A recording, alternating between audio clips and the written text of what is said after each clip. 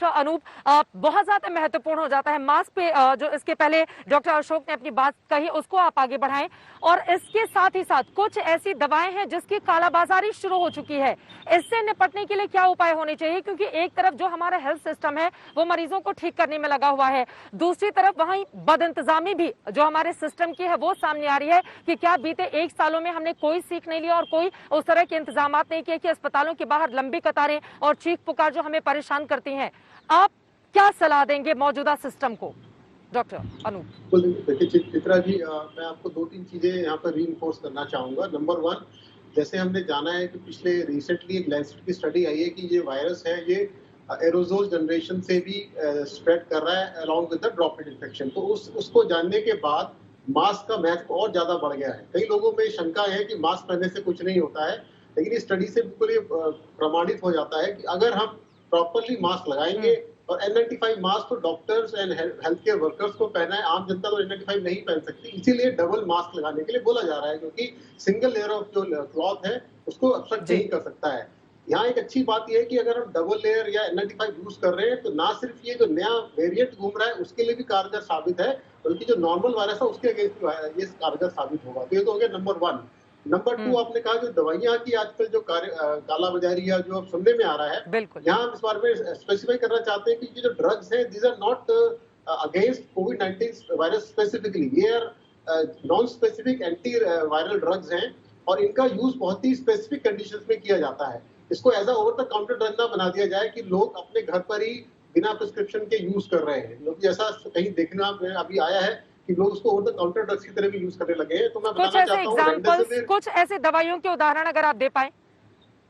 बिल्कुल देखिए, remdesivir drug को ऐसा यूज किया जा रहा है कि कई जगह लोग घर पर ही यूज कर रहे हैं बिना डॉक्टर सलाह के। ये मैं बताना चाहता हूँ कि ड्रग बहुत ही, इसके साइड इफेक्ट्स बहुत ही सीरियस हो सकते हैं। ये लीवर और किडनी को अफेक्ट कर सकता है। इसको आप ये ना माने कि एक तरह का ये आपके पास मैजिक बुलेट आ गया, इसको यूज करेंगे तो कुछ नहीं होगा। इस समय ज्यादा जरूरी है हमें ऑक्सीजन सप्लाई और स्टीरॉइड्स, ये 2 चीज हम ज्यादा यूज कर रहे हैं। टोसिलिजुमैब और रेमडेसिविर जिसकी बात हम करते आ रहे हैं, ये बहुत ही सिलेक्टेड पेशेंट्स में WHO भी कहता है कि ये सिलेक्टेड पेशेंट एक्सपेरिमेंटल में ही यूज कर सकते हैं, कोई इसका प्रमाण नहीं है।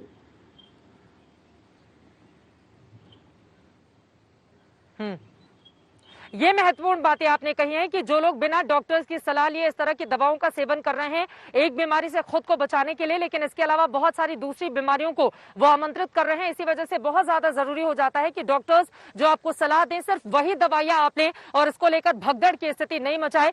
लेकिन इसके साथ ही चूंकि डर और दहशत का भी माहौल है, इस वजह से भी इस तरह की स्थिति बनी हुई है, उसको रोकने के लिए क्या किया जाए? डॉक्टर विमल पाहुजा, मैं सीधे आपका रुख करते हुए, चूंकि पिछले साल से लेकर आज तक लगातार मुंबई किस तरह की स्थिति का सामना कर रही है ये देश के सामने है। महाराष्ट्र में सबसे ज्यादा आंकड़े दर्ज किए गए और लगातार वो हालात बने हुए हैं। इसके पीछे की बड़ी वजह, बड़े कारण आप क्या देखते हैं और मौजूदा सिस्टम को आप क्या सलाह देना चाहेंगे? हम कहां पर खड़े हैं इस वक्त जब कोविड के आंकड़े इस तरह से लगातार पैर पसार रहे हैं?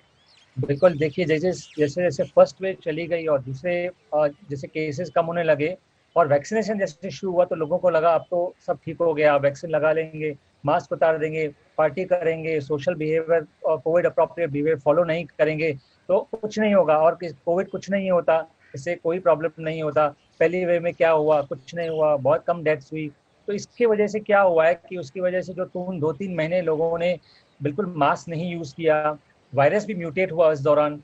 वैक्सीनेशन के दौरान तो बहुत सारी पार्टीज हुई, शादियां हुई और जितने आपको बताया गया था कि इतने लोग आने चाहिए उससे कई ज्यादा लोग आए।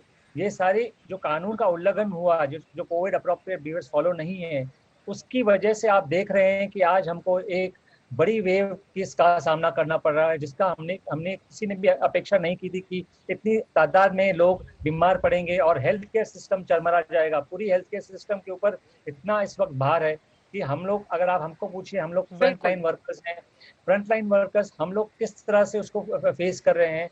और इस तरह we are getting tired every day, we are working since last 1 year. अब हमारी भी टांगे थक चुकी हैं। तो जो लोग पूछ रहे हैं कि जो मास्क पहनने से सांस नहीं आती, मैं उनको एक सवाल पूछना चाहता हूँ, हम आपके लिए 8-8, 10-10 घंटे रोज मास्क लगाते हैं, क्या आप हमारे लिए इतने देर तक मास्क नहीं लगा सकते? This is a national duty which we have to perform, this is not for yourself. तो we have to come out of the self behaviour, जो सेल्फ का जो है कि हमारे लिए होना चाहिए, ये हमारे लिए नहीं हुआ, आप देश के लिए क्या कर सकते हैं, आप अपनी कम्युनिटी के लिए क्या कर सकते हैं, उसके लिए हमको सोचना है। अगर ये सोच आ जाए तो शायद हम इस वेव से लड़ पाएं। और दूसरी बात, जैसे कि मैंने आपको पहले ही बताया कि जिस तरह से हम लोग को वेव का सामना करना पड़ रहा है, इस तरह से हेल्थ सिस्टम तो इतनी चरमरा गई है कि अब हमको देखना पड़ रहा है कि बेड्स बढ़ाने पड़ रहे हैं, डॉक्टर्स की फोर्स बढ़ानी पड़ रही है। डॉक्टर्स कहाँ से आएंगे जो लोग इलाज करेंगे, क्योंकि वो भी थक रहे हैं। नॉन कोविड सेक्शन को भी हम ट्रीट कर रहे हैं, कोविड सेक्शन को भी ट्रीट कर रहे हैं, इससे पेशेंट के हेल्थ केयर पे बहुत ज्यादा असर हो रहा है। और पेशेंट की अपेक्षाएं बढ़ रही हैं कि हमको उसी तरह का हेल्थ केयर सिस्टम, उसी तरह की जो सुविधाएं मुहैया कराई जाएंगी जो पेंडेमिक सिचुएशन में पॉसिबल नहीं होती। तो इसी वजह से बहुत सारी डॉक्टर्स भी काफी मेंटली स्ट्रेस्ड हैं, थक चुके हैं फिजिकली। और इन सब चीज़ों को हमको मद्देनजर रखते हुए मैं ये कहना चाहता हूँ कि ये सब काफ़ी, जब जो लॉकडाउन जिसके बारे में कहा जा रहा है, इससे हमको थोड़ी राहत मिलेगी, केसेस कम होंगे, ताकि हम लोग अपनी हेल्थ केयर जो फैसिलिटीज़ हैं उसको हम लोग फिर से कॉन्ग्लोमरेट कर सकें, उनको जोड़ सकें और फिर से लड़ने की शक्ति आ सके हमने।